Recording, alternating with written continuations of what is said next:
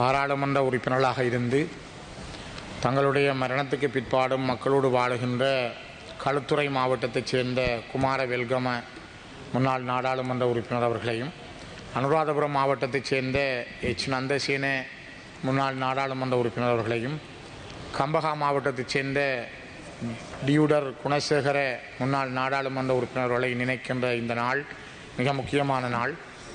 நாடாளுமன்ற காலத்தில் இவர்கள் எங்களோடு பழகியவை, நாங்கள் அவர்களோடு பழகிய நாட்கள் மிகவும் முக்கியமானது.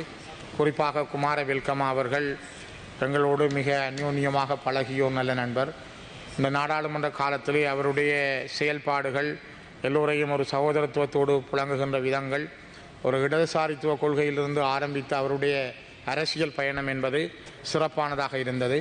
அதனால் அவரை இந்த நாட்களிலே நாங்கள் நினைவு கொள்வதும், இந்த நாடாளுமன்றத்திலே அவர் பற்றி சில வார்த்தைகளை பேசுவதும் மிக முக்கியமானது. அந்த வகையிலே இந்த 3 பேருடைய இழப்புகளும் மக்களுக்காக பணியாற்றி இருக்கிறார்கள்.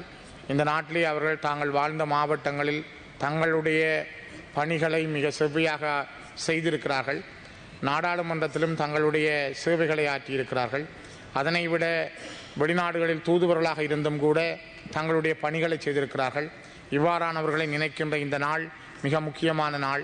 இந்த நாளிலே அவருடைய குடும்பம் சார்பாக வருகை தந்திருக்கின்ற ஒவ்வொரு குடும்பத்தினருக்கும் இந்த இடத்திலே எங்களுடைய ஆழ்ந்த அனுதாபங்களையும் தெரிவித்துக் கொள்கிறோம்.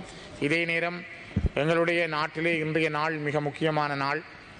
இலங்கையிலே குறிப்பாக யாழ்ப்பாண மாவட்டத்தில் 51 வருடங்களுக்கு முதல் தமிழராட்சி மாநாடு நடைபெற்ற பொழுது 9 பேர் மரணமடைந்தார்கள், 50 பேர் படுகாயமடைந்திருந்தார்கள்.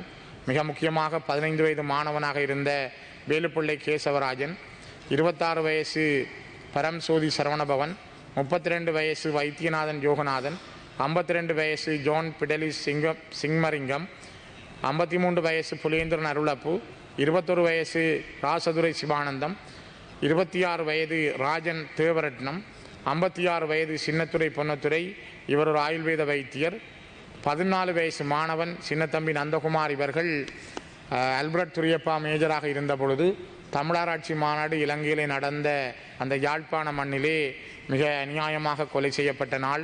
அவர்களுக்கான 51வது வருட நினைவு நாள் இன்றைய நாள். இந்த நாளிலே அவர்களையும் இந்த இடத்திலே நினைவிலே கொண்டு அந்த குடும்பங்களுக்கும் ஆறுதல் தெரிவித்து நிறைவு செய்கின்றேன்.